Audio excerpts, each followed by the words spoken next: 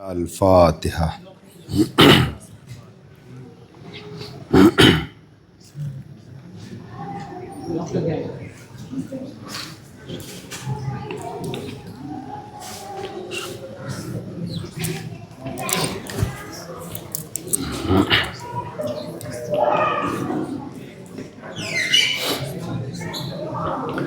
لا حول ولا قوة الا باللہ العلی العظیم۔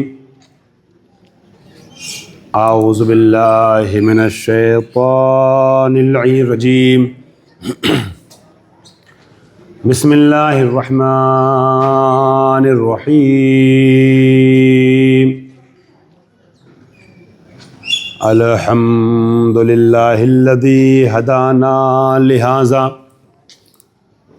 وما كنا لنهتدي لولا ان هدانا الله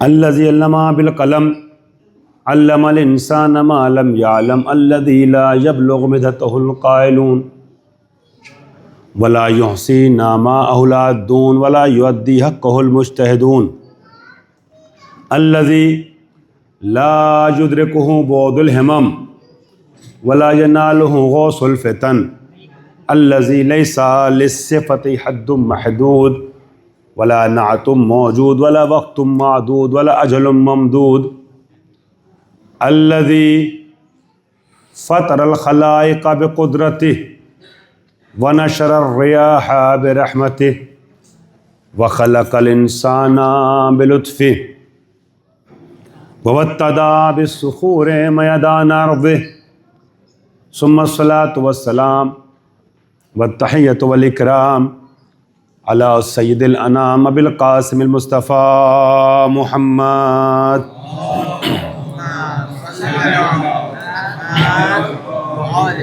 وآله الطيبين الطاهرين المعصومين المنتجبين المظلومين الغر الميامين سيما ابن عمه علي عليه السلام الذي نسبه علما للإسلام ورفعه لكسر الأصنام جازم أعناق النواسب الليام ووازع علوم الأدب لحفظ الكلام واللعنة الدائمة الباقية على أعدائهم أجمعين من الآن إلى قيام يوم الدين أما بعد فقد قال الله الحكيم فی کتابہ الکریم بسم اللہ الرحمن الرحیم قل هل يستوي الذین يعلمون والذین لا يعلمون انما يتذکر اولو الالباب۔ صلوات پڑھیں محمد محمد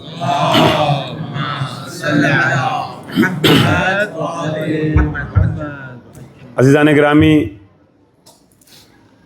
تاریخ انبیاء کے جھروکے اور فضائل آل محمد کی جھلکیاں یا عظمت علم و علماء عنوان کے تحت گفتگو کا سلسلہ جاری ہے، جس میں اس چیز کو پیش کیا گیا کہ خالق کائنات نے ابتدائے آدمیت سے آج تک جب بھی کسی کو کسی پر برتری اور فضیلت عطا کی تو معیار برتری علم کو قرار دیا ہے۔ عزیزان گرامی، جناب آدم سے تاریخ بشریت کا آغاز ہوا۔ ایک قرآنی تاریخ مجلسی انداز میں آپ کے حوالے کر رہا ہوں۔ عزیزان محترم، جناب آدم کی تاریخ کا ایک خاکہ قرآنی نقطہ نگاہ سے پیش کرنے کے بعد میں کل کی مجلس میں تذکرہ جناب نوح تک پہنچا تھا۔ میں جلدی کل کی گفتگو سے آج کی گفتگو کو مرتبط کر دوں۔ خالق کائنات نے سورہ ہود کی آیت نمبر 37 میں ارشاد فرمایا کہ جب، البتہ اس کے پیچھے کچھ تفاسیر اور کچھ روایتیں بھی ہیں، روایت تفسیری، جس میں بیان کیا گیا کہ جب جناب نوح علیہ السلام 950 سال تبلیغ کر چکے، 950 سال کی تبلیغی زندگی میں لوگ ایمان نہیں لا رہے ہیں اور صرف کل ملا کر کے 80 افراد مسلمان ہوتے ہیں، یعنی شریعت جناب نوح پر آتے ہیں۔ جناب نوح نے آخر میں خالق کائنات کی بارگاہ میں بد دعا کے لیے ہاتھ اٹھا دیا۔ نہ صرف یہ کہ ایمان نہیں لاتے بلکہ بے انتہا اذیت کرتے ہیں۔ اور میں نے پہلی مجلس میں عشرے کی جب گریہ کرنے والوں کا تذکرہ کیا تھا تو بتایا تھا کہ 5 افراد وہ ہیں جن کو بکائین میں شمار کیا جاتا ہے، تاریخ انسانیت میں سب سے زیادہ گریہ کرنے والے۔ اس میں دوسرا نام جناب نوح کا تھا۔ بہت گریہ کرتے تھے، امت نے بڑی اذیتیں دیں، اور اسی لیے وہ نبی کہ جس کی لحد آج بھی وادی السلام میں موجود ہے، قبرستان جو مولا کائنات کے حرم کے قریب ہے، آپ میں سے بہت سے لوگ گئے ہیں، زیارتیں کی ہوں گی، جو نہیں گیا ہے اسے زیارت نصیب ہو۔ عزیزان گرامی، آپ کا نام عبد الغفار تھا، مگر نوح یعنی نوحہ پڑھنے والا، فریاد کرنے والا، گریہ کرنے والا، یہ لقب پڑ گیا آپ کا۔ عزیزو، جناب نوح نے آخر میں جب بد دعا کے لیے ہاتھ اٹھا دیا تو خالق کائنات نے جناب نوح سے کہا درخت لگاؤ۔ درخت لگایا، تناور درخت ہوا۔ اس کے بعد پھر عرفان کی کچھ وادیاں ہیں جو میں چھیڑنا نہیں چاہتا ہوں ورنہ وقت زیادہ ہو جائے گا، لہٰذا ان وادیوں کو، عرفانی مراحل کو، کہ اس عذاب کے نزول کے دوران بھی اللہ نے اپنی رحمانیت کا کیسا مظاہرہ کیا ہے، وہ ساری باتیں چھوڑ رہا ہوں حاشیے کی۔ عزیزان گرامی، جناب نوح نے اس تناور درخت کو کاٹا، حکم خدا سے اس کی کشتی بنائی، اور اللہ نے فرمایا تھا وَاصْنَعِ الْفُلْكَ، آیت نمبر 37 سورہ ہود، وَاصْنَعِ الْفُلْكَ بِأَعْيُنِنَا وَوَحْيِنَا وَلَا تُخَاطِبْنِي لِلَّذِينَ ظَلَمُوا إِنَّهُمْ مُغْرَقُونَ۔ میرے سامنے، میری نگاہوں کے سامنے، میرے ہدایات کے مطابق جیسے میں کہوں ویسے تم کشتی بناؤ، اور دیکھو نوح، ان لوگوں کے بارے میں مجھ سے سوال نہ کرنا، ان کو نجات دینے کی ریکویسٹ اور درخواست نہ کرنا کہ جن لوگوں نے ظلم کیا ہے، جو ظالم ہیں، جو گنہگار ہیں، یہ یقیناً غرق ہو جائیں گے۔ عزیزان محترم، کچھ گفتگو اور آگے بڑھی، پھر آیت نمبر 41 پہ، سورہ ہود کی آیت نمبر 41 سے تسلسل سے گفتگو کا آغاز ہوتا ہے۔ جناب نوح جب کشتی بنا چکے تو آواز دی وَقَالَ ارْكَبُوا فِيهَا بِسْمِ اللَّهِ مَجْرَاهَا وَمُرْسَاهَا۔ نوح نے یہ آواز دی کہ اللہ کا نام لیتے ہوئے اس رواں دواں کشتی میں تم سوار ہو جاؤ۔ ان ربی لغفور الرحیم، جو کشتی پہ آ جائے گا وہ اللہ کی مغفرت اور رحمت کا مشمول ہو جائے گا، مشمول رحمت ربانی ہو جائے گا۔ ہمارا رب غفور بھی ہے، ہمارا رب رحیم بھی ہے۔ عزیزان گرامی، نوح نے اعلان کیا کہ کشتی نجات پہ آنے والا ہی اللہ کی رحمت پاتا ہے۔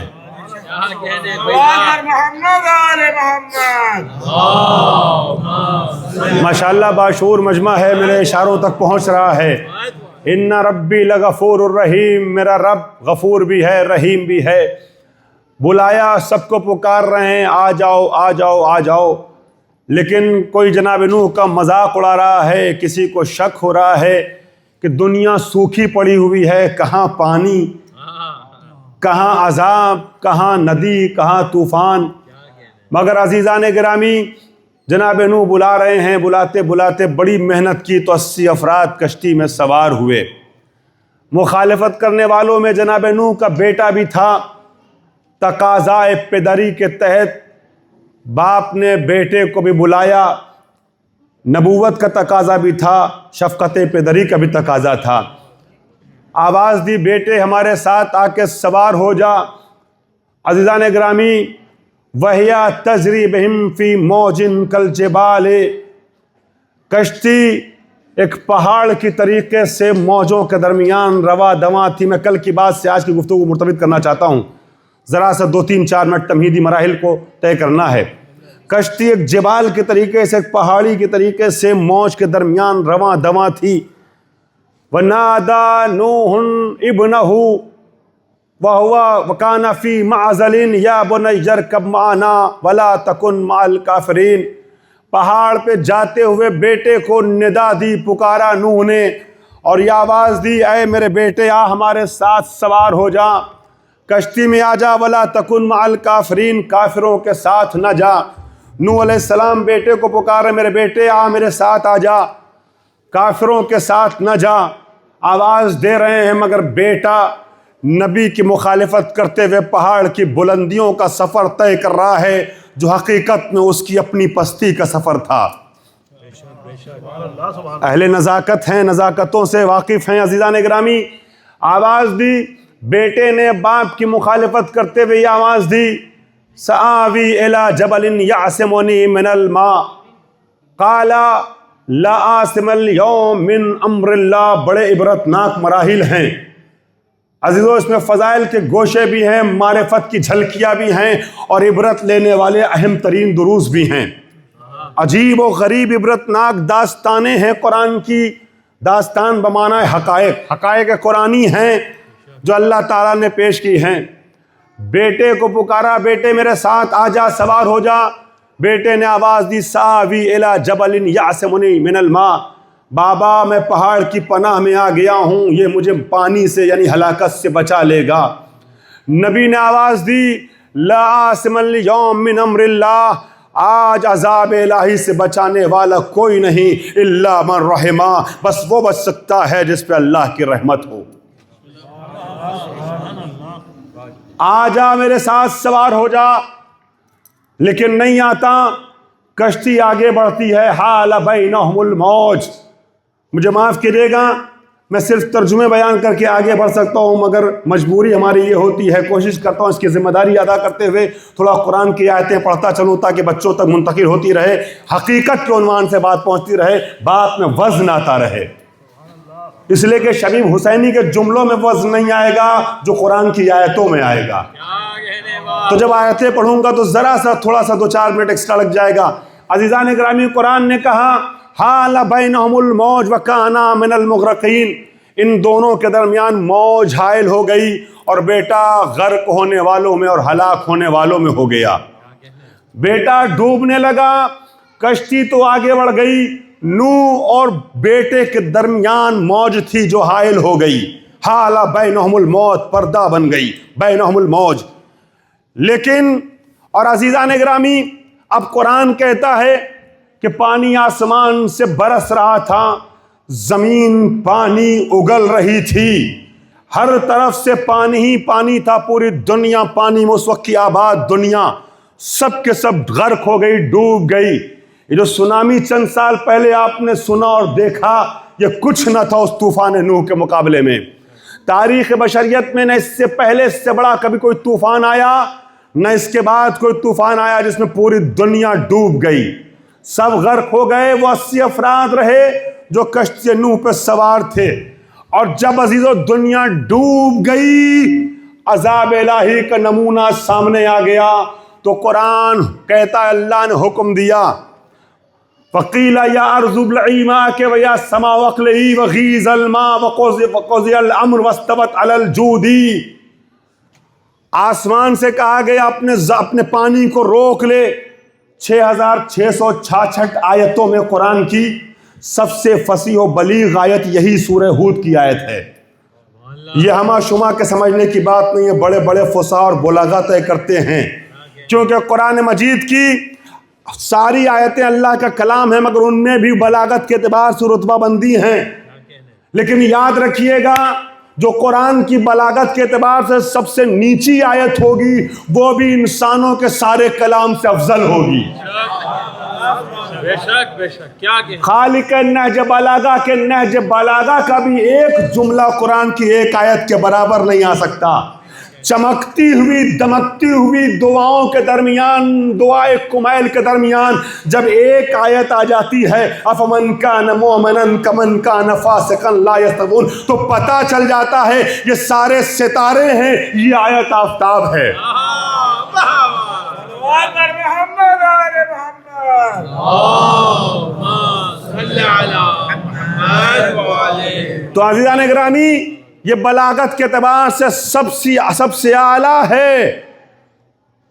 اور جس کو ہم بہت اچھی آیت سمجھتے ہیں کتنا حسن ہے سورہ تبت یدا میں، بسم اللہ الرحمن الرحیم، کیا وزن ہے، کیا رائمنگ الفاظ ہیں، کیا بلاغتیں ہیں، کیا نزاکتیں ہیں، کیا فصاحتیں ہیں. اس سورہ تبت یدا کو پوری دنیا کے سامنے پیش کیا جائے، ساری دنیا کا کلام ایک طرف، سورہ تبت یدا ایک طرف. بسم اللہ الرحمن الرحیم، تبت یدا ابی لہب، تبت یدا ابی لہب وتب ما اغنی عنہ مالہ وما کسب سیصلی نارا ذات لہب وامرأتہ حمالۃ الحطب فی جیدہا حبل من مسد. پوری دنیا مل کے 14 صدیوں سے اس حمالۃ الحطب تبت یدا کا جواب نہ لا سکی، مگر بلاغتوں کے اعتبار سے جب خدا کی بلاغت کو خدا کی بلاغت سے کمپیئر کرتے ہیں تو یہ سب سے نیچی بلاغت ہے، سب سے نیچی سطح کی.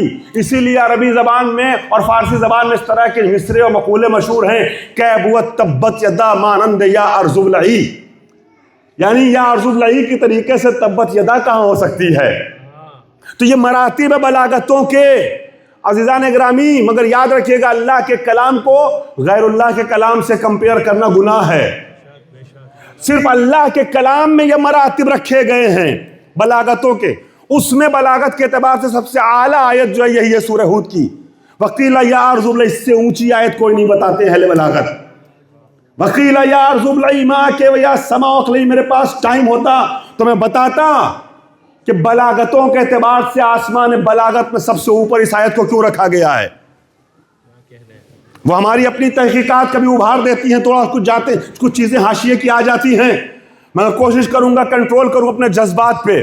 وقیل یا ارض ابلعی ماء کے یا سما اقلعی، وغیض الماء کہا گیا اے آسمان اپنے پانی کو روک لے، اے زمین اپنے پانی کو نگل جا. وقضی الامر، امر ربانی کا اختتام ہوا. عذاب الہی جو پانی کی شکل میں تھا اسے روک دیا گیا. واستوت علی الجودی، اور کشتی جناب نوح جا کر کے کوہ جودی پہ رکی. کوہ جودی آپ میں سے جو گئے جانتے ہیں عراق میں آج بھی وہ زمین دکھائی جاتی ہے، یہ کوہ جودی تھا. کوہ جودی پہ کشتی رکی، پانی تھما. یہاں ٹھہریے، واپس آؤں گا، آیت کے اگلے حصے پہ جاتا ہوں. اب اللہ تعالیٰ نے ایک منظر کو پیش کیا. جب نوح کا بیٹا ڈوب رہا تھا، کشتی آگے بڑھ گئی، بیٹے کی طرف سے مایوس ہوئے تو باب رحمت ربانی پہ دستک دیتے ہوئے، چونکہ ہمارے عشرے کا عنوان ہے تاریخ انبیاء کے جھروکے اور فضائل آل محمد کی جھلکیاں، تو فضائل آل محمد سننے کے لیے بیتاب رہنے والے مومنوں ذرا کچھ دیر تاریخ برداشت کر لو. مگر تاریخ جو ہے یہ قرآنی تاریخ پیش کر رہا ہوں. اللہ تعالیٰ نے یہ آواز دی قرآن مجید میں کہ بیٹے کی طرف سے جب مایوس ہوا نبی ہمارا تو باب رحمت ربانی پہ دستک دی اور آواز دی ونادى نوح ربہ وقال رب ان ابنی من اہلی وان وعدک الحق وانت احکم الحاکمین. اللہ کو نبی نے آواز دی، ندا دی. ونادى نوح ربہ، اپنے رب کو پکارا اور کہا خدایا میرا بیٹا میرے اہل میں سے ہے، اس کو بچا لے. ان وعدک الحق، تیرا وعدہ حق ہے. یہ ان وعدک الحق بتا رہا ہے کہ اللہ نے نبی سے وعدہ کیا تھا جو تمہارے اہل بیت ہیں ان کو ہلاکت سے بچاؤں گا. کیا کہنے. تاریخ کے درمیان اگر فضیلت کا کوئی جملہ آ جائے تو میں اس طرح آپ سن سکتے ہیں. ان وعدک الحق، تیرا وعدہ حق ہے. وانت احکم الحاکمین، تو بہترین حکم کرنے والا ہے، میرے بیٹے کو بچا لے. آواز قدرت انہ لیس من اہلک انہ عمل غیر صالح فلا تسألنی ما لیس لک بعلم انی اعظک ان تکون من الجاہلین. نو یہ تیرا اہل نہیں ہے، یہ تیرا اہل یہ نہیں کہا تیرا بیٹا نہیں ہے، بلکہ یہ کہا بیٹا تو ہے مگر اہل نہیں ہے. پھر مجھ سے اس چیز کا یہ عمل غیر صالح ہے، مجھ سے اس چیز کا سوال نہ کر جس کا تجھے علم نہیں ہے. میں نصیحت کرتا ہوں کہ کہیں تو جاہلوں میں سے نہ ہو جا. یہ نہیں کہا کہ تو جاہل ہو گیا، یہ کہا میں نصیحت کرتا ہوں کہیں جاہلوں میں سے نہ ہو جا. اللہ بھی اپنے نبی کو جاہل نہیں کہتا.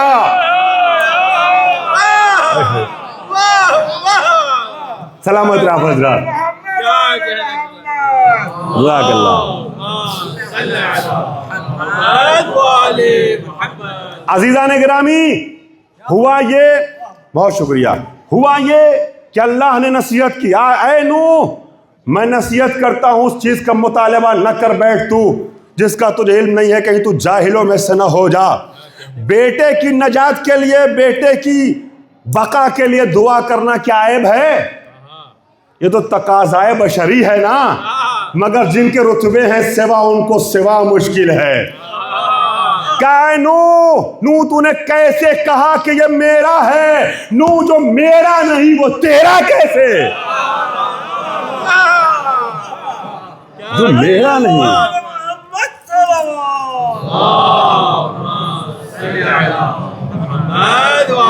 یہ یاد رکھیے گا، داستان ہائے انبیاء قصص قرآنی یہ پڑھنے کے لیے نہیں ہے کہانی کی طرح، یہ درس لینے کے لیے ہیں۔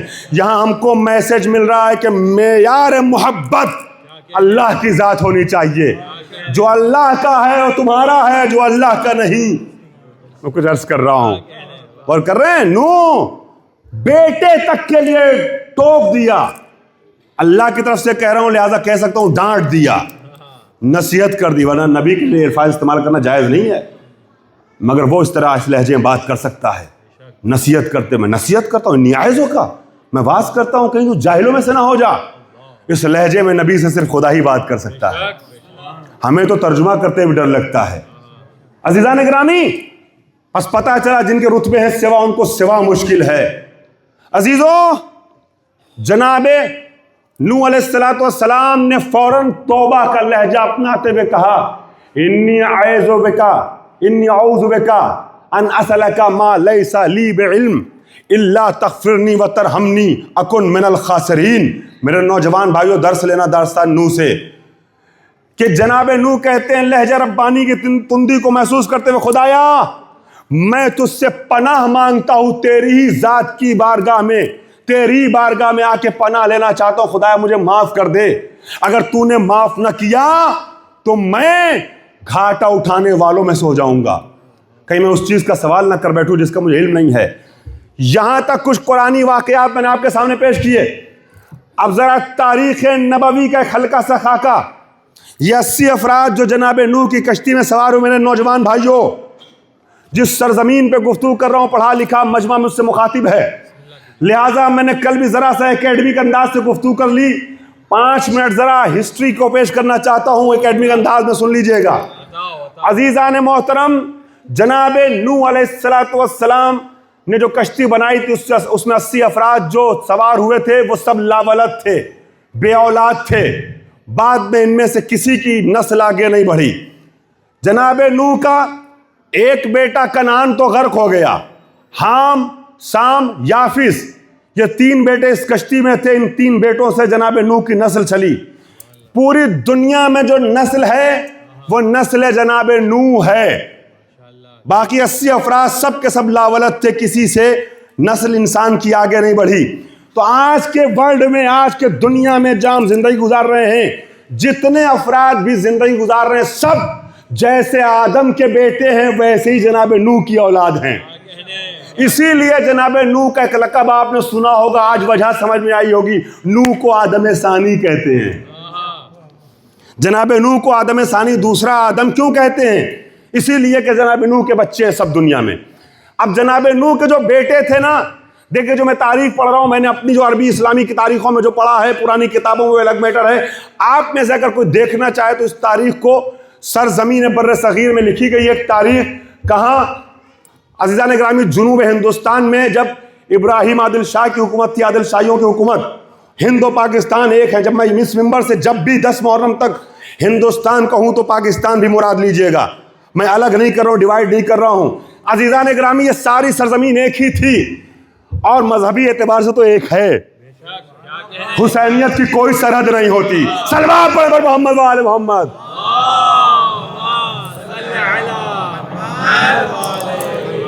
عزیزان گرامی، ہم سب حسینیت کے پرچم تلے ہیں، غور کر رہے ہیں تو سنیے گا۔ ہندوستان، جنوبی ہندوستان میں عادل شاہیوں کی حکومت تھی۔ ابراہیم عادل شاہ نامی بادشاہ تھا جس نے ایران سے، ایران قدیم، آج کا عراق کہلائے گا، وہ اس وقت عراق نہیں تھا، ایران کبیر کا پارٹ تھا عراق، جہاں سے قاسم، محمد قاسم فرشتہ اس کو بلایا تھا، فارسی رائٹر تھا، بڑا اچھا مورخ تھا، مشہور تھا، اس کو بلایا تھا کہ اپنے یہاں کی اسلامی تاریخ تحریر کروائے۔ اس ابراہیم عادل شاہ کے کہنے پر محمد قاسم فرشتہ نے ایک کتاب لکھی، 2 جلدوں میں مشتمل، ہمارے پاس موجود ہے، اور ہر جلد 1200 پیج کے لیے 2500 صفحے، ہندوستان کی اسلامی تاریخ لکھی ہے۔ یہ جو ابراہیم عادل شاہ ہے یہ اکبر دا گریٹ تک کا زمانے کا ہے، مغل پیریڈ، اس کے پہلے 400 سال ہماری اور آپ کی سرزمین پہ اسلامی حکومت قائم ہو چکی ہے۔ توجہ کیجئے گا عزیزان محترم، اب اس نے تاریخ لکھی جس کا نام تھا گلشن ابراہیمی، مگر وہ رائٹر کے نام سے، جیسے تاریخ طبری مشہور ہو گئی ہے رائٹر کے نام سے تاریخ الامم والملوک، ویسے تاریخ فرشتہ کے نام سے مشہور ہو گئی۔ اس میں بھی آپ دیکھ سکتے ہیں، میں خود جب مجلسیں پڑھنے جایا کرتا تھا کراچی، تو میں نے لاہور سے چھپی ہوئی اردو ترجمے والی کتاب تاریخ فرشتہ خریدی ہے، میرے پاس موجود ہے۔ میں نے ریفرنس دے دیا، مجھے معاف کیجیے گا، مصائب میں جو کچھ یہاں سے پڑھتا ہوں نا، مصائب میں بھی یا تو کتاب میں جو دیکھا ہے وہ پڑھتا ہوں، یا جو سینہ بسینہ بزرگ علماء سے، چونکہ پیدا ہوا ہوں مدرسے میں۔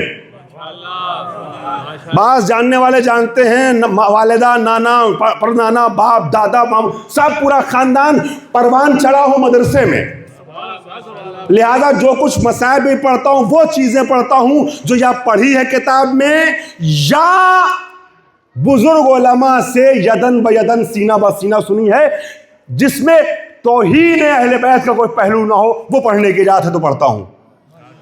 غور کر رہے ہیں آپ؟ اب چونکہ مسائل میں ماحول نہیں رہتا ریفرنسز پیش کرنے کا، لہٰذا اب یہاں ریفرنس پیش کرو نا، سناٹا سا ہے، مسائل میں گریا رک جائے گا، اس لیے بغیر حوالے کے آگے بڑھتا ہوں۔ ایک صلوات پڑھے پر محمد وآل محمد۔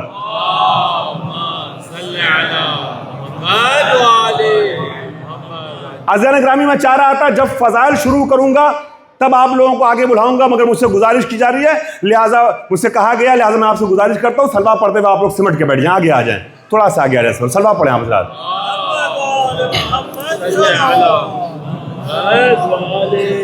تھوڑا سا سب لوگ آگے آ جائیں پلیز، بیٹا ادھر آ جائیے گا، ادھر آ جائیے گا، آپ لوگ یہ بیچ کا گیپ پر کر دیں۔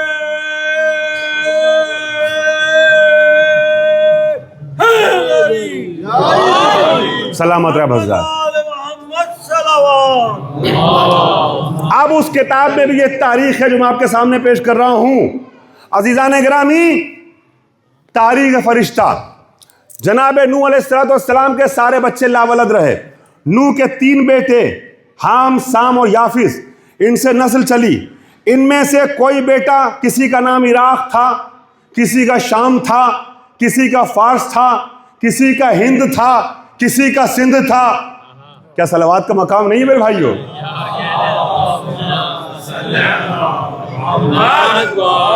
کسی کا مصر تھا۔ غور کر رہے ہیں؟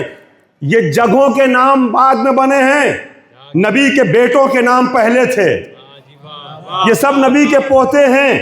اب جناب نوح کے بیٹوں کے بیٹے ہند، سندھ، فارس، عراق، شام، مصر، دنیا کے مختلف حصوں میں پھیلے۔ 2 مقصد کے تحت گئے تھے جناب نوح کے بیٹے، ایک نسل انسانی کو آگے بڑھانا ہے، دوسرے الہی مذہب کو، وہ شریعت جو نوح لے کے آئے تھے اس شریعت کا نفاذ کرنا، اسے ہر طرف پھیلانا ہے۔ انہی پوتوں میں سے دو فرزند ہماری اور آپ کی سرزمین پہ آئے، ہند و سندھ پر۔ ایک کا نام ہند تھا اور ایک کا سندھ تھا۔ مجھے نہیں معلوم، میں اشاروں میں جو بات کہنا چاہتا ہوں پورے مجمع تک پہنچے گی نہیں پہنچے گی۔ عزیزان گرامی، یہ ہند و سندھ جو جناب نوح کے 2 فرزند ہمارے یہاں آئے تھے، 2 پوتے، یہ کس لیے آئے تھے؟ اللہ کے دین کو آگے بڑھانے کے لیے، نسل بشریت کو آگے بڑھانے کے لیے۔ اس سرزمین پہ، ہماری اور آپ کی سرزمین پہ، چاہے ہند کہیں یا پاک کہیں، ہماری اور آپ کی سرزمین پہ سب سے پہلے الہی دین کا نفاذ ہوا ہے۔ میں کچھ کہہ رہا ہوں، میرے پاس ٹائم نہیں ہے ورنہ میں وہ تحقیق بھی پیش کرتا جو تحقیق کر کے یہاں بیٹھا ہوں۔ عزیزان گرامی، کہ ہمارے علاقے میں بت پرستی شروع کیسے ہوئی ہے، کس طریقے سے ایک آریائی جو ایران سے آیا تھا اور اس نے بتایا تھا ہندوستان میں رہنے والوں سے کہ ہمارے یہاں جب کوئی بڑا بزرگ مر جاتا ہے تو اس کی یاد باقی رکھنے کے لیے ہم سامنے اس کا اسٹیچو رکھتے ہیں، اس کا مجسمہ رکھتے ہیں، ایسے اس کا احترام باقی رہتا ہے اور دھیرے دھیرے یہ مجسمہ رکھتے رکھتے پھر یہ مجسمہ جو ہے نا اب احترام کے لیے نہیں، دھیرے دھیرے پوجا اور عبادت میں تبدیل ہونے لگا۔ اسی لیے شاید یہی حکمت ہے کہ ہمارے یہاں یہ مسئلہ ہے کہ جہاں نماز پڑھ رہے ہو چاہے کتنے بڑے عالم کی تصویر کیوں نہ ہو پلٹ دو۔ ہے میرے ساتھ نہیں ہے، کتنے بڑے عالم کی تصویر کیوں نہ ہو اس کو پلٹ دو، اس پہ پردہ ڈال دو۔ مکروہ ہے اس جگہ نماز پڑھنا جہاں تصویریں لگی ہو۔ غور کر رہے ہیں؟ شاید اس کا بیک گراؤنڈ چونکہ علماء کے ذہن میں ہے لہٰذا یہ فتویٰ دیا گیا ہے کہ جس کمرے میں سامنے تو جانے دیے، جس کمرے میں نماز پڑھ رہے ہیں وہاں بھی تصویر لگی ہو تو بہتر ہے کہ اس کو پلٹ دیں، اس پہ پردہ ڈال دیں، مکروہ ہے نماز پڑھنا۔ عزیزان گرامی، اب اس آریائی کے کہنے سے ہندوستان کے رہنے والے بھولے بھالے باشندے پہلے اپنے سامنے وہ مجسمے رکھنے لگے، دھیرے دھیرے پھر اس کی عبادت کرنے لگے، یہ بت پرستی میں تبدیل ہو گیا۔ اب میں بہت سنبھل کے جملہ کہہ رہا ہوں، ایک درد بھی ہے عزیزان گرامی، آپ بھی سمجھیں گے مگر آپ سے زیادہ وہ لوگ سمجھیں گے جو اس درد کو ہمارے ساتھ محسوس کرتے ہیں۔ اگر دل چاہے گا تو مولا کے نام کا نعرہ لگا کر کے حوصلہ افزائی بھی کر سکتے ہیں۔ عزیزان گرامی، اب جو کہا جاتا ہے ہم سے جاؤ پڑوسی ملک میں اور یہاں جاؤ وہاں جاؤ، عزیزان گرامی میں اپنے کو بھگانے والوں سے یہی کہنا چاہتا ہوں، یہ جو ہماری سرزمین ہے ہند و سندھ ہے، یہاں سب سے پہلے الہی شریعت آئی تھی تو یہاں پہلا حق ان کو حاصل ہے جو اللہ کا کلمہ پڑھتے ہیں۔ صلوات بر محمد و آل محمد۔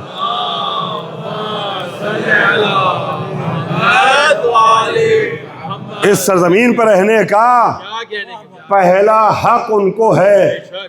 یہ شریعت پوری جو چلی ہے جناب نوح سے ہمارے پیغمبر تک ایک ہی شریعت ہے، دین وہی ہے جو آدم سے لے کے نبی تک آیا۔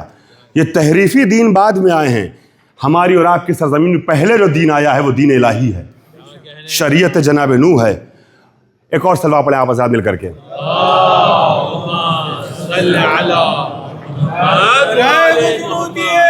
ابو طالب علیہ السلام اولاد ابو طالب علیہ السلام بلند سلام۔ اب یہ میں نے 20-25 منٹوں میں ایک پوری تاریخ نوح کا خاکہ آپ کے حوالے کر دیا۔ فضائل کے لیے میرے پاس 10 منٹ رہ گئے ہیں، کاش میں اس 10 منٹوں میں اپنی باتیں سمیٹنے میں کامیاب ہو جاؤں۔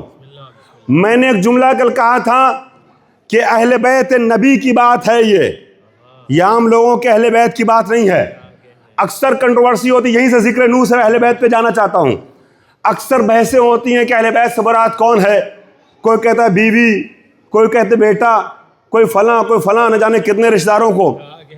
میں اس کا کچھ حصہ کل پیش کر چکا ہوں، آج اسے مکمل کرنا چاہتا ہوں۔ عام لوگوں کے اہل بیت کی جب بات ہوتی ہے تو بیوی اور بیٹے، دیکھیں اہل بیت 2 لفظ سے مل کے بنا ہے، ایک اہل اور ایک بیت۔ اہل سے مراد بیٹا یا بیوی ہوتی ہیں، اولاد ہوتی ہے، بیت سے مراد کے گھر ہوتا ہے۔ مگر قرآن مجید نے الگ معیار پیش کیا ہے۔ جب اہل بیت نبوت کی بات آئی تو ایک جگہ بیوی کو باہر نکالا، ایک جگہ بیٹے کو باہر نکالا۔ کل میں نے اشارتاً کچھ آیت پیش کر دی، لہٰذا ان آیتوں کو بڑھا نہیں رہا ہوں ورنہ وقت پھر ہو جائے گا زیادہ۔ سورہ ہجر کی آیتیں ذہن میں رکھیے گا کہ جناب ابراہیم علیہ السلام سے فرشتوں نے کیا کہا، ہم سب کو ہلاک کر دیں گے سوائے اہل بیت لوط کے، مگر زوجہ کو نہیں، زوجہ ہلاک ہو جائے گی۔ اہل بیت لوط کو بچائیں گے، زوجہ ہلاک ہوگی، اس لیے کہ نبی کی مخالفت کر رہی ہے۔ یہاں پر میں نے کل ایک جملہ کہا تھا کہ رشتہ داری معیار نہیں ہے اہل بیت نبوت کے لیے۔ جب نسبی رشتہ، بیٹا نسبی رشتہ دار ہے نا، جب نسبی رشتہ ہلاکت سے نہ بچا سکا تو سببی رشتہ۔ اور کل میں نے ایک جملہ کہا تھا، پتہ یہ چلا کہ اہل بیت نبوت بننے کے لیے رشتہ داری معیار نہیں ہے بلکہ صلاحیت معیار ہے۔ اسی لیے اگر صلاحیت نہ ہو تو بیوی اور بیٹے کو باہر نکالتے ہیں، صلاحیت ہو تو فارس کا رہنے والا منا اہل البیت بنتا ہے۔ یہ سارا خاکہ آپ کے ذہن میں آ گیا۔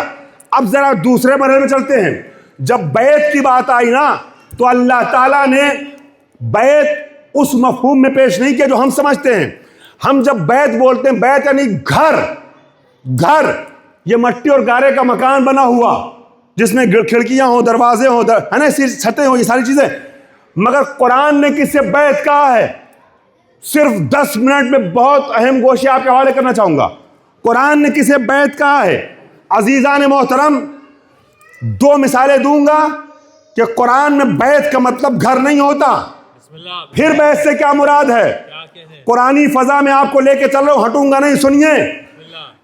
اللہ تعالیٰ نے سورہ نحل کی آیت نمبر 90 میں ارشاد فرمایا، وَاللَّهُ جَعَلَ لَكُم مِّن بُيُوتِكُمْ سَكَنًا، خدا نے تمہارے گھروں کو تمہارے لیے سکن بنایا ہے، یعنی رہنے کا ذریعہ بنایا ہے، رہنے کی جگہ بنائی ہے، سکون کا ذریعہ رہنے کے لیے بنا، مسکن قرار دیا ہے۔ توجہ چاہ رہا ہوں، وَجَعَلَ لَكُم مِّن جُلُودِ الْأَنْعَامِ بُيُوتًا، اور اللہ نے جانوروں کی کھال کو تمہارے لیے گھر بنایا ہے۔ میں آپ کو کہیں لے جانا چاہ رہا ہوں، اہل بیت ڈھونڈنے نکلا ہوں، ذہن میں رہے۔ اور میں نے کہا اہل بیت 2 لفظوں سے مل کے بنا، اہل اور بیت۔ اہل سمجھ میں آ گیا ہے نا؟ بیت پہ آئیے، واللہ جعل لکم من جلود الانعام بیوتا وجعل لکم من جلود الانعام بیوتا، اللہ نے جانوروں کی کھال کو تمہارے لیے بیت بنایا ہے۔ یہ جانور کی کھال کیا ہے؟ عزیزان گرامی، انسان عرب جب سفر کرتے تھے نا صحرا میں پہلے، تو یہ اونٹوں کی کھال اپنے ساتھ لے کے چلتے تھے۔ جب کہیں قیام کرنا ہوتا تھا، زمین پہ چھڑی اور ڈنڈا گاڑتے تھے، اس پہ وہ کھال ڈال دیتے تھے، اس کے سائے میں تھوڑی دیر سوتے تھے، آرام کرتے تھے، پھر آگے بڑھنا ہوتا تھا، وہ کھال اٹھاتے تھے اور اپنے پیچھے اونٹ کی پشت پہ رکھتے تھے، آگے بڑھ جاتے تھے۔ بات سمجھ میں آئی؟ جس چیز کے سائے میں تھوڑی دیر انسان آرام کر لے اسے قرآن بیت کہتا ہے، اسے گھر کہتا ہے۔ ذرا تاریخی لیکچر کی فضا سے باہر نکلتے ہوئے مجلس کی فضا میں آنے کے لیے بیداری بھری سلوا پڑے بر محمد وآل محمد۔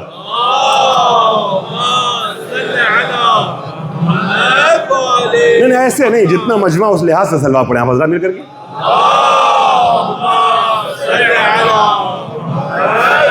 ماشاءاللہ سلامت رہیں۔ آپ کی سماعت پہ بہت بھروسہ ہو گیا۔ اس مجمع کی خوبی یہ ہے کہ پیچھے تک کا مجمع ایک ایک فرد حیدری ہونے کا ثبوت دیتا ہے۔ اب جملہ سنیے گا، یہ آیت بتا رہی ہے کہ اللہ کی نظر میں بیت کا مطلب مکان نہیں ہے، ہاؤس نہیں ہے، ہوم نہیں ہے، گھر نہیں ہے، مٹی اور گارے کا، لکڑیوں کا، پتھروں کا بنا ہوا مکان نہیں ہے، بلکہ ہر وہ چیز جس کے سائے میں تھوڑی دیر انسان آرام کر لے اسے بیت کہتے ہیں۔ نہیں، ابھی پورا مجمع میرے ساتھ نہیں آیا تو ایک آیت اور پڑھ رہا ہوں، سورہ عنکبوت 29واں سورہ، اس میں خالق کائنات ارشاد فرماتا ہے، ان اوہن البیوت لبیت العنکبوت، سب سے کمزور گھر مکڑی کا جالا ہے۔ بھئی اہل شعور کا ذہن پہنچا؟ سب سے کمزور گھر، غدیری مجمع پورا وجد میں آئے گا، سب سے کمزور گھر مکڑی کا جالا ہے۔ عزیزان گرامی، یہ مکڑی کا جالا اتنا کمزور ہے کہ بچہ انگلی لگا دے تو ٹوٹ جائے، بڑا پھونک دے تو اڑ جائے۔ عزیزو، مگر یہی دنیا کا سب سے کمزور گھر ایک دن مضبوط قلعے میں تبدیل ہو گیا، آہنی دیوار میں بدل گیا محمد کے لیے۔ بس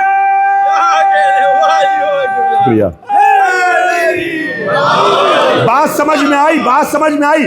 اگر اللہ کی معیت میں ہو تو مکڑی کا جالا بھی آہنی قلعے سے زیادہ مضبوط، اللہ کے بغیر ہو تو مضبوط قلعے بھی مکڑی کے جالے سے زیادہ کمزور۔ تو یہی دنیا کا سب سے کمزور گھر جسے قرآن نے کہا ان اوہن البیوت لبیت العنکبوت، سب سے کمزور گھر مکڑی کا جالا ہے۔ یہی کمزور گھر غدیریو، یہی کمزور گھر مکڑی کا جالا ایک دن آہنی قلعہ بن گیا محمد کے لیے، آہنی سپر بن گیا، دیوار بن گیا محمد کے لیے۔ ایسا مضبوط سپر بنا، ایسا مضبوط قلعہ اور دیوار بنا کہ اب نہ تو باہر کے کافر کی بینائی اندر جا سکی نہ اندر کے منافق کی گویائی باہر.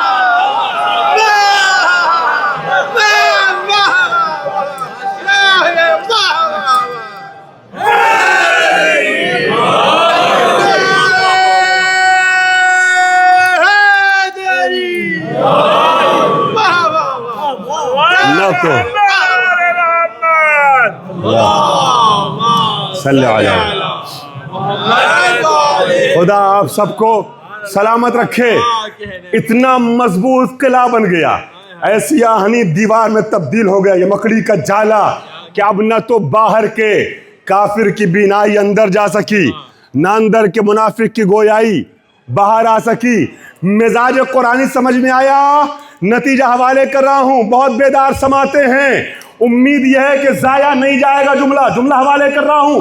عزیزان گرامی, قرآنی مزاج سمجھ میں آیا؟ قرآن اس مکان کو بیت نہیں کہتا, بلکہ ہر وہ چیز جو کسی کو تھوڑی دیر کے لیے بھی اپنے اندر سمو لے اسے بیت کہتے ہیں. بھائی نبی گھر میں بھی تو تھے, آیت نہیں آئی بلکہ چادر سیدہ کا ایک بیت بنایا گیا.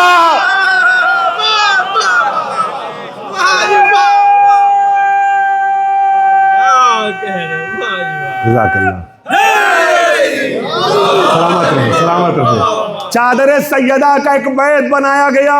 تو اب آیت تطہیر کا ترجمہ یہ نہیں ہوگا کہ اے نبی کے گھر والو, بلکہ ترجمہ ہوگا اے چادر سیدہ والو. تمہیں اللہ پاک رکھنا چاہتا ہے. میں مجلس سے ہی پہ روکنا چاہ رہا تھا, مگر ماشاءاللہ بہت خوبصورت ماحول بن گیا ہے. آپ کے ذوق سماعت کو دیکھتے ہوئے 2 جملے اضافہ کرنا چاہتا ہوں. چادر سیدہ کا بیت بنایا گیا تو پس پتہ چلا جو نبی کے گھر میں ہیں وہ اہل بیت نہیں ہیں, بلکہ جو چادر سیدہ میں ہیں وہ اہل بیت ہیں. اس راز کو جبریل بھی جانتا تھا, نبی کے گھر میں رہنے والی خاتون بھی جانتی تھی. اسی لیے میں نے حدیث کے ساتھ پیش کیا تھا. عزیزان محترم, حدیث کے ساتھ میں نے پیش کیا تھا کہ جبریل لے آنے کے بعد اپنے کام کو 2 حصوں میں بانٹا.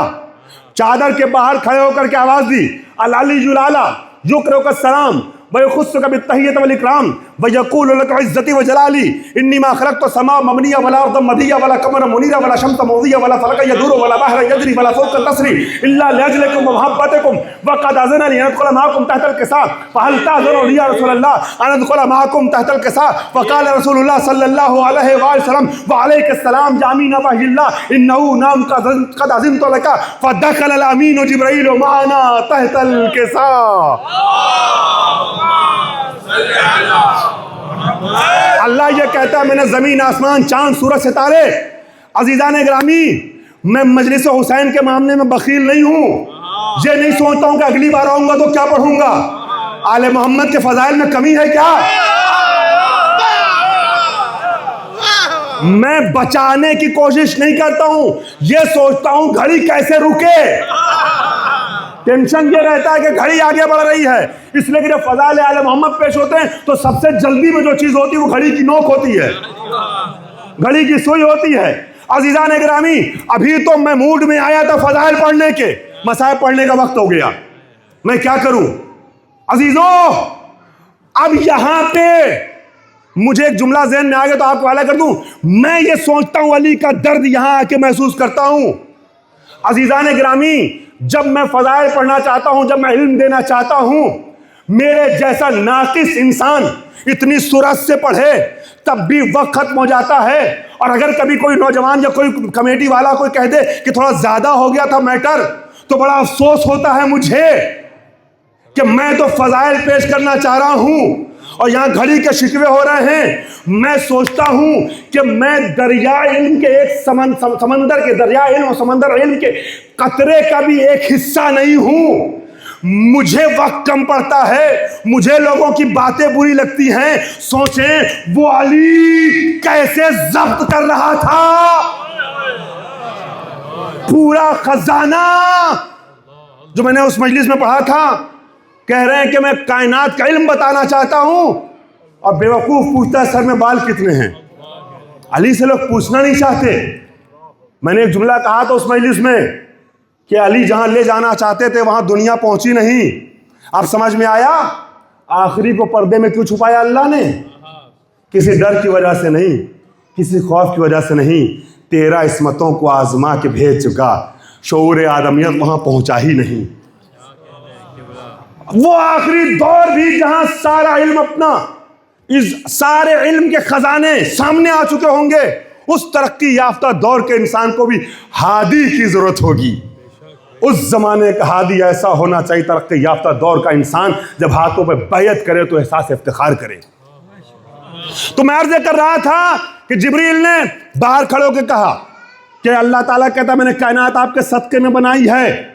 پھر چادر کے اندر گئے اور آنے کے بعد کہا ان اللہ قد علیکم یقول انما یرید اللہ لیذهب عنکم الرجس اہل البیت ویطہرکم تطہیرا. آئے تطہیر سنا دی. میں کہوں گا جبریل جو تم نے چادر کے باہر کہا وہی چادر کے اندر پڑھ دیتے, جو چادر کے اندر کہا وہ چادر کے باہر پڑھ دیتے.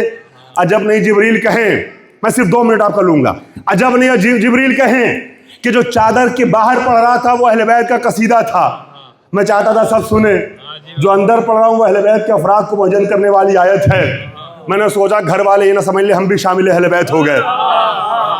بھئی اس راز کو کوئی سمجھا ہو یا نہ سمجھا ہو, مگر اس گھر میں رہنے والی ایک محترم خاتون ضرور سمجھ گئی کہ اہل بیت بننے کے لیے گھر میں رہنا کافی نہیں ہے.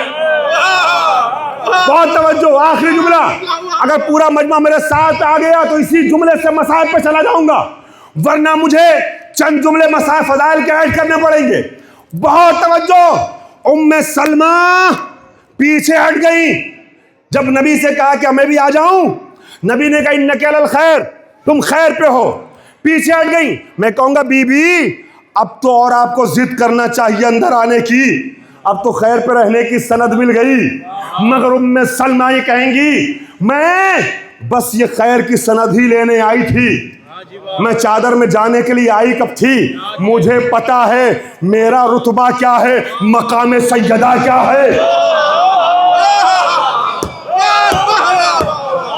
میں زہرا کی ہمسری کے لیے سوچ بھی نہیں سکتی تھی, میں تو بس خیر کی سند ہی لینے آئی تھی. مگر ام سلمہ نے پیچھے ہٹ کے بتا دیا خیر پہ ہونا اور ہے, اہل بیت پہ ہونا اور ہے. جملہ مکمل کر رہا ہوں, اہل بیت پہ ہونا اور ہے. کم سے کم خیر پہ پورا جملہ کہنے پہ مجبور نہ کرنا میرے بھائیوں, کم سے کم خیر پہ رہنے کی سند تو مل گئی. مگر ام سلمہ نے پیچھے ہٹ کے بتا دیا جب خیر پہ رہنے والی بیوی شامل اہل بیت نہ ہو سکی تو شر بپا کرتے ہوئے میدان میں.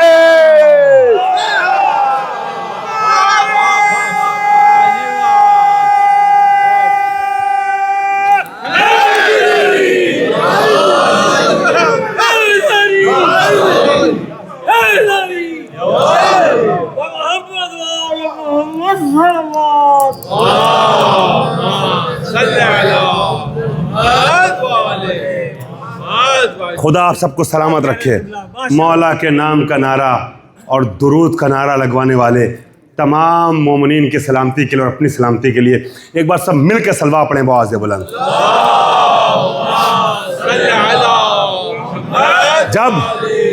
جب خیر پہ رہنے والی بیوی شامل اہل بیت نہ ہو سکی, غور کر رہے ہیں عزیزان گرامی, اہل بیت کا معیار کچھ اور ہے.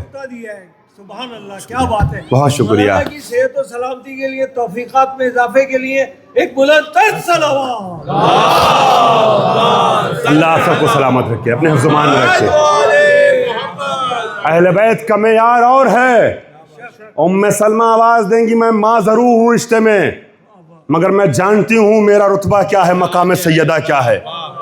میں زہرا کی ہمسری کے بارے میں سوچ بھی نہیں سکتی, سوچ نہیں سکتی.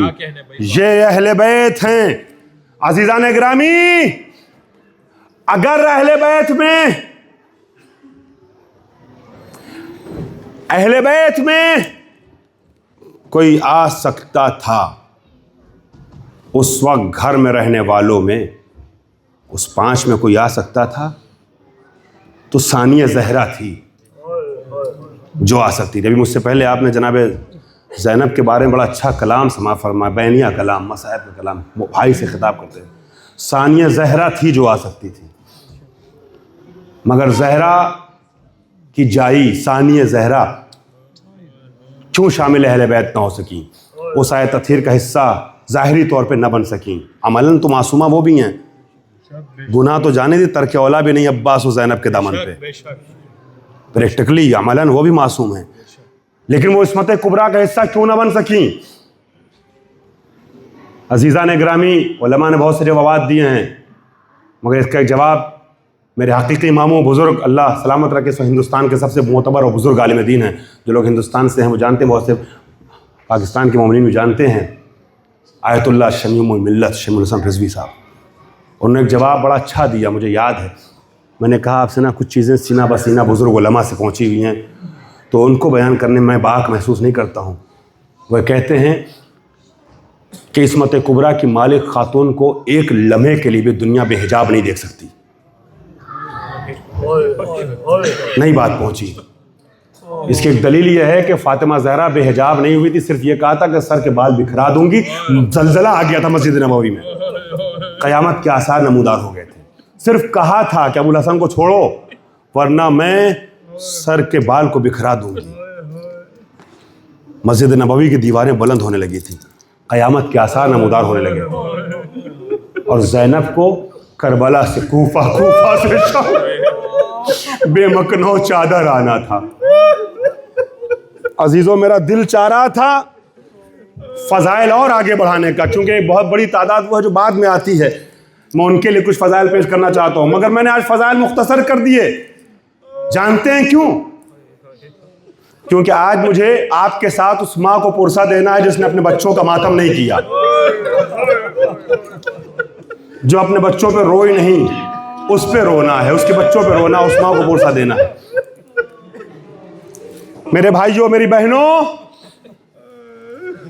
آدھا عشرہ گزر گیا محرم کا، ابھی تک اصحاب حسینی کے مصائب پڑھے جا رہے تھے، آپ حق کی گریہ ادا کر رہے تھے، مجھے آپ سے بڑی امیدیں وابستہ ہو گئی ہیں۔ مجھے یقین ہے اب جب اہل بیت کے جگر پاروں کا تذکرہ ہوگا نا تو یقیناً میری آواز آپ تک پہنچے گی نہیں، اور آپ کی آواز گریہ اتنی بلند ہوگی کہ آپ مصائب سن کے نہیں روئیں گے، کربلا کو سوچ کے روئیں گے۔ کچھ لوگ باہر کھڑے ہیں، حضرات آ رہے ہیں، ایک بار پھر گزارش کروں گا، یہ آگے جگہ ہے، تھوڑا سا ادھر آ جائیے، آپ لوگ تھوڑا سا ادھر آ رہیے، تھوڑا سا ہمارے رائٹ سائڈ میں آپ لوگ ہو جائیے پلیز، آنے والوں کو جگہ دے دیں، ان کو بھی فرش عزا پہ آنے کا، مولا کے غم میں گریے کا موقع مل جائے۔ تھوڑا سا آپ لوگ آگے آ جائیے، بیٹا آگے آ جائیے گا، ادھر آ جائیے، جگہ ہے، ادھر آ جائیے آپ لوگ، بیٹا ادھر آ جائیے گا، تھوڑا سا آگے آ جائیے گا، وہ جگہ چھوڑ دیں پیچھے والی، جزاک اللہ، بیچ میں گیپ ہے اس کو پر کر دیں۔ ماشاءاللہ آپ کی آوازیں گریہ بلند ہونے لگی۔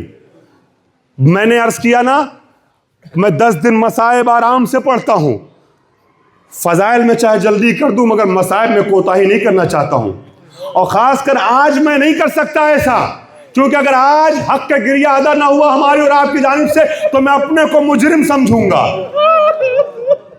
جرم سمجھوں گا کہ حسین کے نام پہ 5ویں محرم کو ممبر پہ ہوں اور میں زینب کے بچوں کا پرسہ نہ دے سکوں۔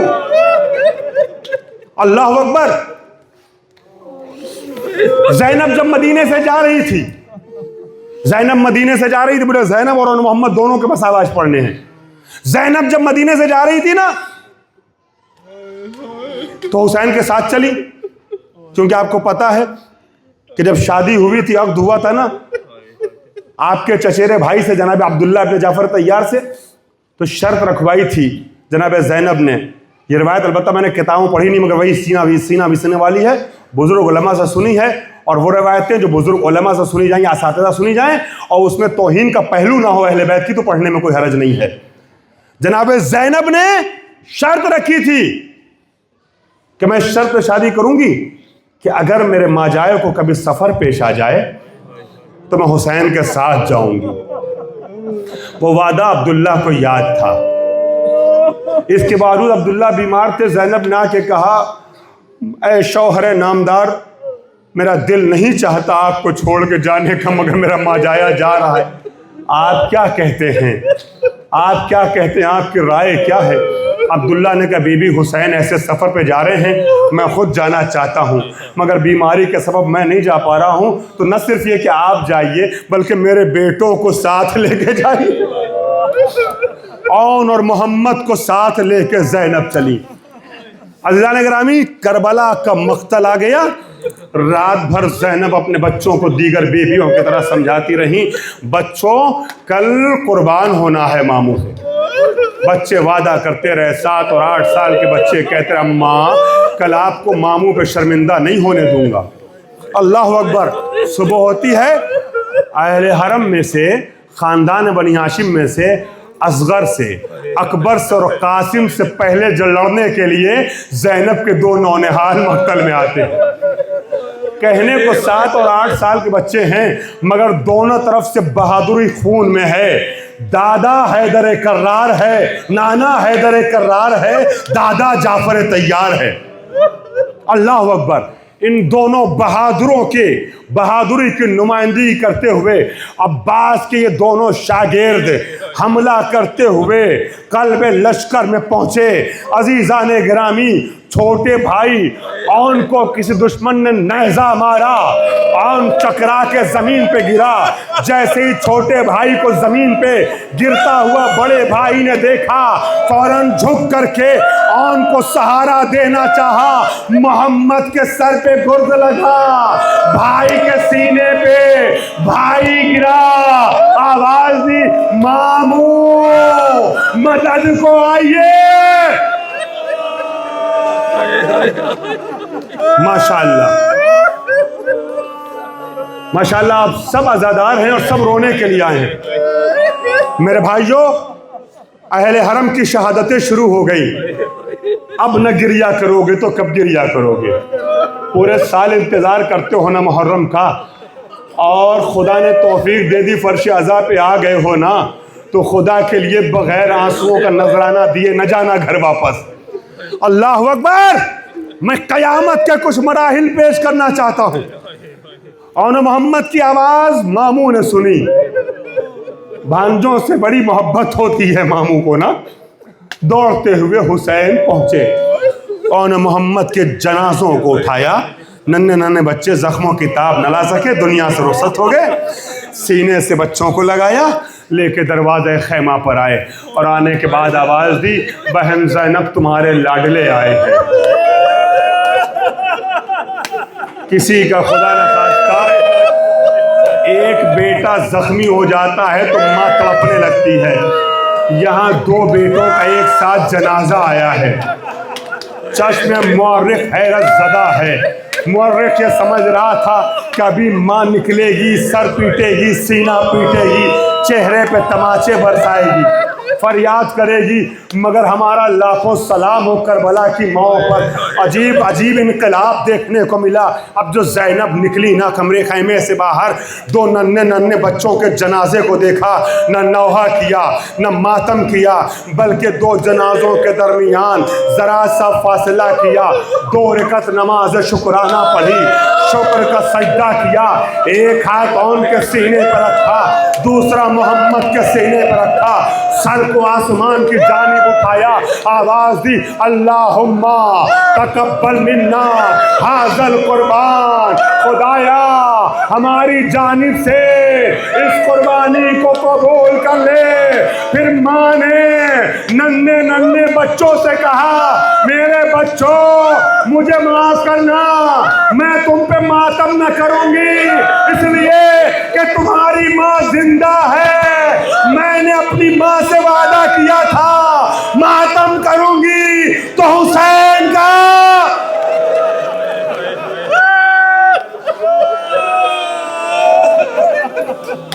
مجھے یقین ہے کہ شام غریبہ تک تم سب ایسے ہی گریا کرو گے میرے بھائیوں، شام غریبہ تک تم سب ایسے ہی رہو گے میرے بھائیوں۔ مجھے 5-6 منٹ مصائب پڑھنے کی یاد دیجیے گا۔ شبہ شہادت آ گئی نا، اہل بیت کے مسائل ہیں۔ اللہ اکبر، سلامت رہو اس ماں کو پرسا دے رہو جس نے اپنے بچوں کا ماتم نہیں کیا۔ ماں نے ماتم نہیں کیا۔ کربلا کا واقعہ گزر گیا۔ 11ویں محرم کو میرے علم میں اضافہ ہوگا اگر آپ اس کے علاوہ کچھ مجھے بتائیں. میں نے کہیں نہیں دیکھا سوائے اس کے کہ جب 11ویں محرم قافلہ چلا ہے نا تو حسین نے اپنے بچوں کے جنازوں کی طرف نظر اٹھا کے نہیں دیکھی. ہاں یہ ضرور ملتا ہے جب بھائی کے بے گور و کفن جنازے کو دیکھا تو بندھے ہوئے ہاتھوں سے خود کو زمین کربلا پہ گرا دیا، مگر اون محمد کا ماتم نہیں کیا. کوفے کے راستے میں نوک نیزہ پہ کٹے ہوئے 2 سروں کو دیکھا. میں مصائب کے وہ منظر پڑھنا چاہتا ہوں کہ میں جانتا ہوں اس مجمع میں کوئی ایسی فرد نہیں ہے جو آخری جملے تک گریہ کیے بغیر رہ جائے. دردناک منظر پڑھنا چاہتا ہوں. نوک نیزہ پہ کٹے ہوئے 2 سروں کو دیکھا، آنسو نہیں بہایا، مگر جب بھائی کے سر کو دیکھا تب ضرور فریاد کی. اللہ اکبر. کوفے کا دربار آ گیا، بازار آ گیا، شام کا دربار، شام کا بازار. مسلسل بھائی پہ روئی. زینب نے بچوں کا ماتم نہیں کیا. یہاں تک کہ میری ماں اور بہنوں جگر پہ ہاتھ رکھ کے منظر سننا، تمہارے حوالے مصائب کا گوشہ کر رہا ہوں. یہاں تک کہ شام میں رہائی مل گئی. اب تبرکات حسینی آنے شروع ہوئے. حسین کا سر آیا، حسین کے سر کو زینب نے اپنی آغوش میں لے لیا. اصغر کا سر آیا، ام رباب نے لے لیا. قاسم کا سر ام فروا نے لے لیا. اکبر کا سر ام لیلا نے لے لیا. عباس کا سر جناب ام کلثوم نے لے لیا. مگر شام کی بیویوں نے کیا دیکھا؟ ایک چھوٹے سے تشت میں 2 چھوٹے چھوٹے سر ہیں. ایک تشت میں 2 چھوٹے چھوٹے سر ہیں. ان کا کوئی ماتم کرنے والا نہیں. کسی بیوی نے کھڑے ہو کے کہا کیا ان بچوں کی ماں مر گئی؟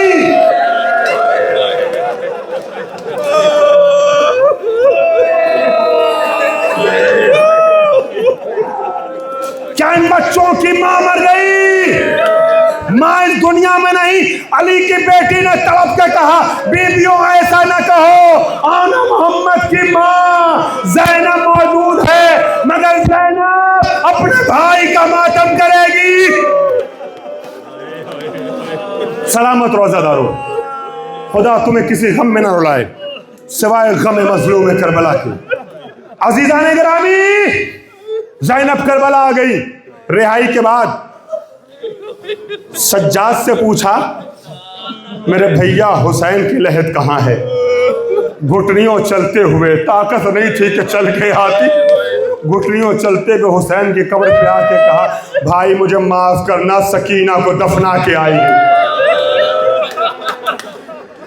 عباس کی قبر پوچھی، وہ سارے مسائل چھوڑ رہا ہوں، مگر کہیں مجھے نہیں ملا کہ پوچھا ہو سجاد میرے بچوں کی لحد کہاں ہے. اون محمد پہ گریہ نہیں کیا. زینب رہائی کے بعد مدینے آ گئی. عزیزو آپ نے تمہید میں اتنا گریہ کیا ہے، اصل مصائب تو اب پڑھنے والا ہوں میں. 3-4 منٹ قیامت کے مصائب ہیں. زینب مدینے آ گئی. اور عزیزان گرامی، اب زینب اپنے گھر نہیں جاتی، حسین کے گھر ہے، سجاد کے پاس ہے. جناب زینب کبریٰ اپنے گھر نہیں جاتی. عبداللہ بار بار آ کے امام سجاد سے کہتے ہیں اپنی پھوپھی سے کہیے اپنے گھر آ جائیں. ان کے بغیر گھر بڑا سونا سونا ہے، سونا سونا ہے. گھر آ جائیں. اولاد والو، اور محمد کے صدقے میں تمہاری اولاد سلامت رہے. اللہ اکبر. اپنی پھوپھی سے کہیں گھر بڑا سونا سونا ہے، گھر آ جائیں. زینب سجاد سے کہتی بیٹا میں عبداللہ کا سامنا کس منہ سے کروں گی؟ 2 نشانیاں لے کے گئی تھی، دونوں کو کربلا میں لٹا کے آئی ہوں. میں جاؤں تو کس منہ سے عبداللہ کے سامنے جاؤں؟ میرے بھائیو تم رو رہے ہو نا، خدا کے لیے 2-3 منٹ تک اپنے رونے کے سلسلے کو روکنا نہیں، گریہ جاری رہے. میں عبداللہ کے سامنے کیسے جاؤں گی؟ دونوں بچے مارے گئے ہیں، کربلا میں دفنا کے آ رہی ہوں. عزیزو جب عبداللہ کا اصرار بڑھا نا تو امام سجاد نے کہا، ایک دن کہا کہ اے پھوپھی اماں، اب میں آپ سے بیٹا ہو کے نہیں، بھتیجا ہو کے نہیں، بلکہ امام وقت ہو کے خواہش کرتا ہوں، آپ کو حکم دیتا ہوں اپنے شوہر کے گھر چلیے. میرے بھائیوں جو مصائب پڑھنا چاہتا اس پہ غور جو کرنا، ادھر ادھر اپنے ذہنوں کو نہ لے جانا، مصیبت سمجھ کے جملے سننا۔ پھوپھی اماں اپنے گھر چلیے۔ اب جب زینب نے کہا اچھا میں عبداللہ سے شرمندہ تھی، عبداللہ کا سامنا نہیں کرنا چاہتی تھی، مگر جب تم حکم دے رہے ہو تو چلو میں چلتی ہوں۔ اب زینب کے بازوؤں کو سجاد نے تھاما، لے کے گھر میں آ گئے بہت سنبھلتے ہوئے۔ ایک نازک روایت آپ کے حوالے کر رہا ہوں۔ آپ نے سوچا، عزیز و تصور کیا تو آپ سب گریہ کریں گے، آنسو بہائیں گے۔ عزادارو اب جب زینب گھر میں آئی نا تو وہاں عبداللہ موجود نہ تھے۔ زینب گھر کے آنگن میں بیٹھ گئیں، ابھی صحن خانہ میں ہیں، ابھی حجرے میں نہیں جاتی ہیں۔ ایک بات کہوں، میں نے کتابوں میں پڑھا ہے، تبرز کر رہا ہوں، عبداللہ مدینے کے سب سے سخی انسان کا نام ہے۔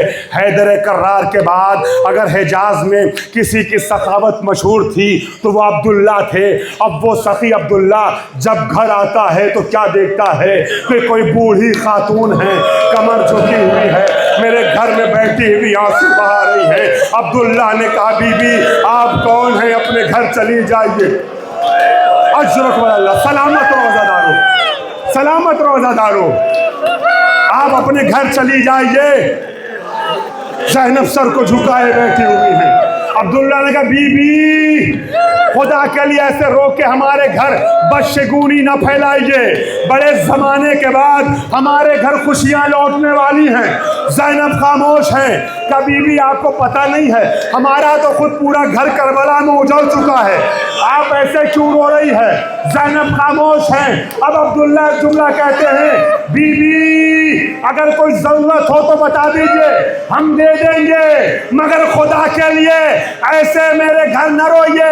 آپ کو پتہ نہیں ہے میرے گھر کون آ رہا ہے؟ زمانے کی شہزادی زینب کبریٰ گھر آنے والی ہے، آپ واپس جائیں۔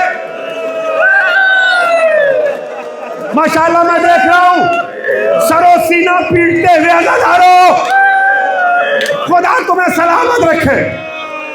بس ایک جملہ زینب نے کہا عبداللہ مجھے کوفے میں میری شاگردوں نے نہ پہچانا، مجھے افسوس نہ ہوا۔ اے عبداللہ شام میں ام حبیبہ نے نہیں پہچانا، مجھے افسوس نہیں ہوا۔ یہ وقت آ گیا آپ نے پہچاننے سے انکار کر دیا، ہاتھوں کو جوڑا۔ بی بی جب آپ گئی تھی تو سر کے بال سفید نہ تھے، چہرے پہ جھریاں نہ تھی، کمر خمیدہ نہ تھی، یہ کیا عالم ہو گیا؟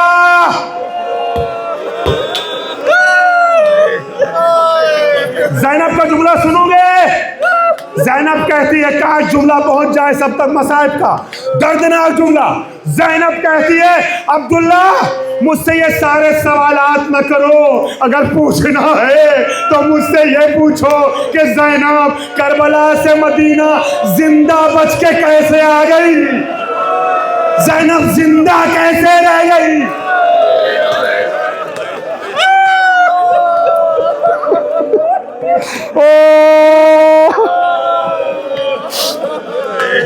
زینب نے وہ مصائب دیکھے ہیں کہ زینب کے زندہ رہنے پہ تعجب کرو۔ آخری جملہ، مجلس تمام ہو گئی۔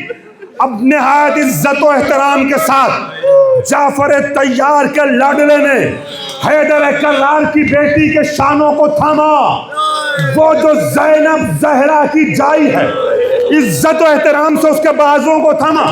کبھی بھی حجرے میں چلیے، بی بی کمرے میں چلیے، زینب عبداللہ کے ساتھ کھڑی تو ہوئی، تڑپ جاؤ گے عزادارو، کھڑی تو ہوئی، مگر وہ زینب جس نے کربلا سے مدینے تک بچوں کا ماتم نہ کیا، جیسے ہی حجرے میں پہنچی کیا دیکھا؟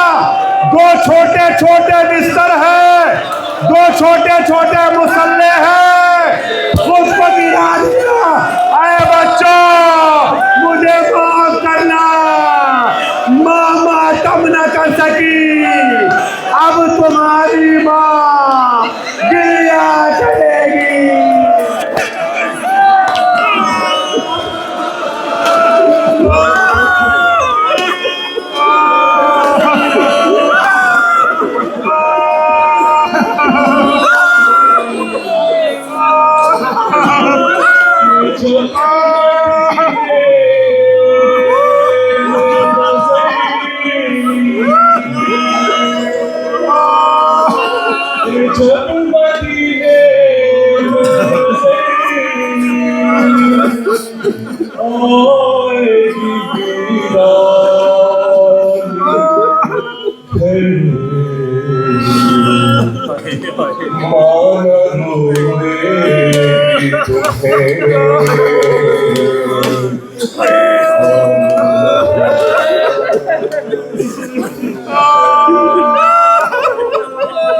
جب کہ زندہ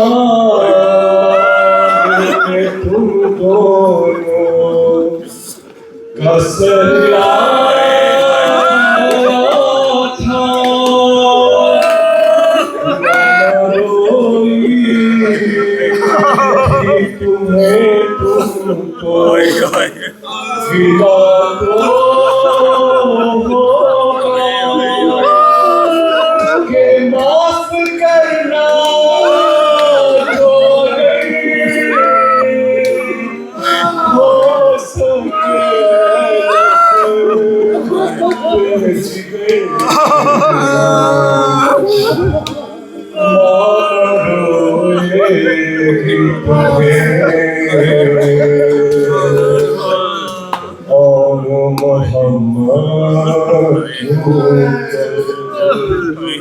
اور مجھ سے پوچھے کہ جو عبداللہ کہاں ہے بچے، کیا وجہ ہے میری نظروں سے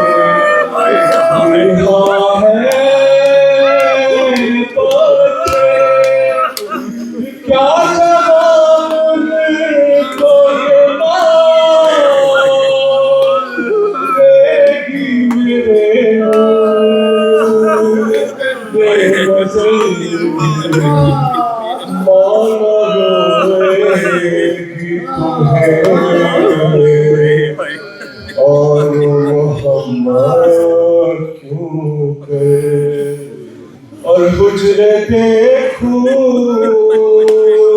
گی تمہارے تڑپ جاؤں گی، کس طرح سے دل بیٹا کو سمجھاؤں گی کہ اب نہیں لوٹ کے آئے